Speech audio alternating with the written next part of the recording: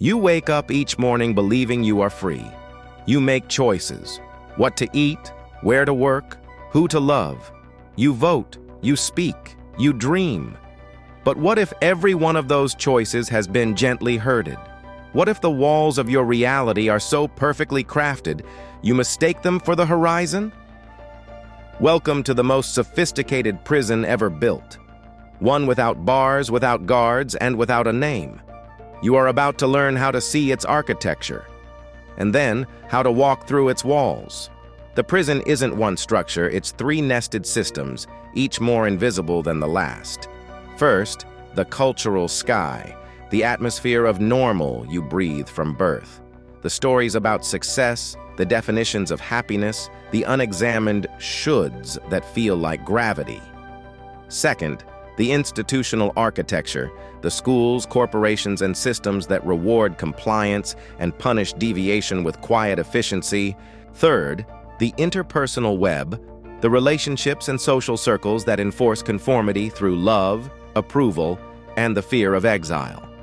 Together they form a reality distortion field so complete, questioning it feels like questioning reality itself.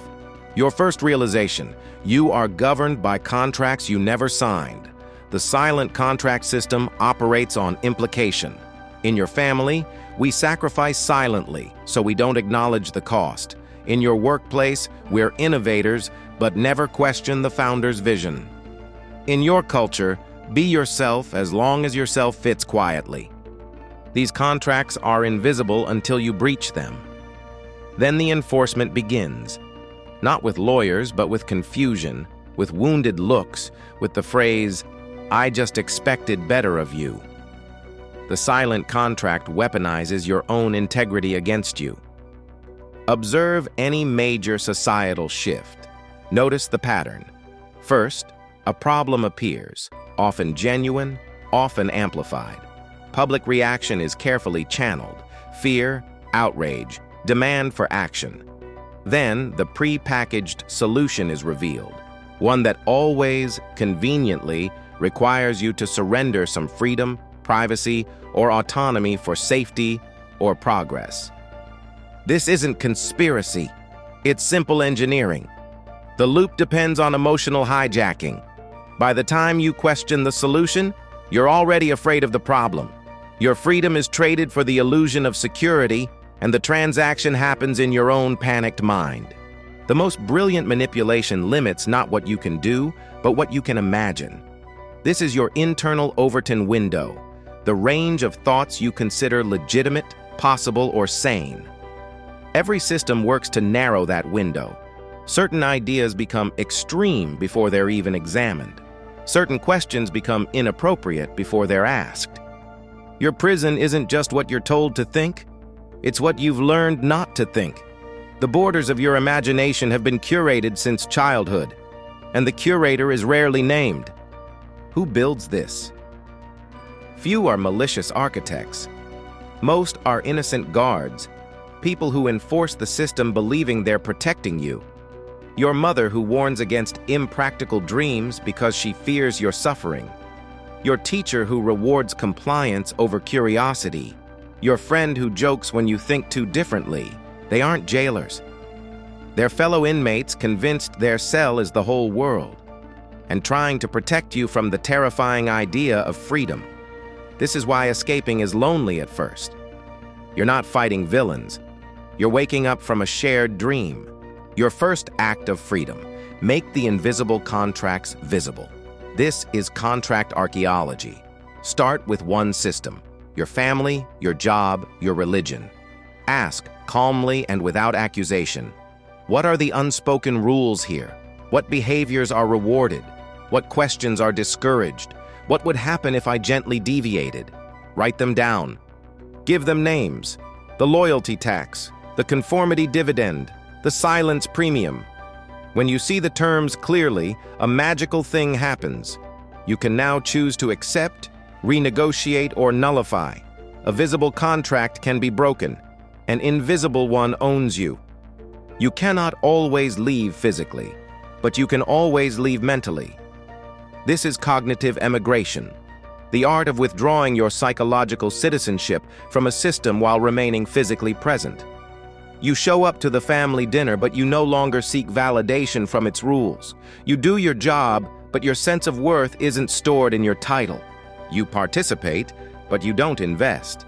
You're like an anthropologist studying a culture, respectful, observant, but never forgetting you have a homeland elsewhere, in your own sovereign mind. This mental distance is your unbreachable sanctuary. Now, establish your own law. This is your reality treaty, a personal constitution that governs how you engage with all systems. Mine has 3 non-negotiable articles. 1. I reserve the right to define my own values. 2. No system gets to define my worth. 3. I may peacefully exit any game whose rules require my smallness. Write yours. Post it where you'll see it daily. When any system presses against you, consult your treaty. It turns internal conflict into simple legal review. Does this demand violate Article 2? Then the answer is no. Your mind now has a government of one, you. The final secret. The prison has no doors because every wall is a door. The moment you stop believing in the wall's solidity, you can walk through. That unbreakable social rule, break it gently and watch, no lightning strikes. That essential credential you lack, go around it, build anyway. That permanent obligation, renegotiate it. The walls are made of collective belief. Withdraw your belief and your section disappears. You don't escape the prison by finding the exit. You escape by realizing you were never truly in. You were just dreaming you were. This is the liberated state, not outside all systems, but in conscious relationship with them. You can work a corporate job without being a corporate person. You can honor family traditions without being hostage to them. You can participate in society without worshiping its idols. You become a conscious player, able to use systems for your growth, protect yourself from their harm, and exit when alignment is impossible. You are free not because you've destroyed all walls, but because you've remembered. You are the one who gives them power, and you can take it back at any moment. So begin your audit. Start small. Choose one silent contract today and read its fine print. Notice one problem-reaction solution loop in the news. Widen your internal Overton window by entertaining one forbidden thought without judgment. Each act of noticing weakens the walls, for you and for everyone near you. True freedom isn't a destination you reach alone. It's a space you create by waking up, and then by gently shaking the shoulder of the dreamer next to you. This isn't about building an audience. It's about gathering a community of people who choose to see clearly, people who are done skating on the surface. If that's you, hit subscribe. And if you're already one of us, welcome back. I'll see you in the next video.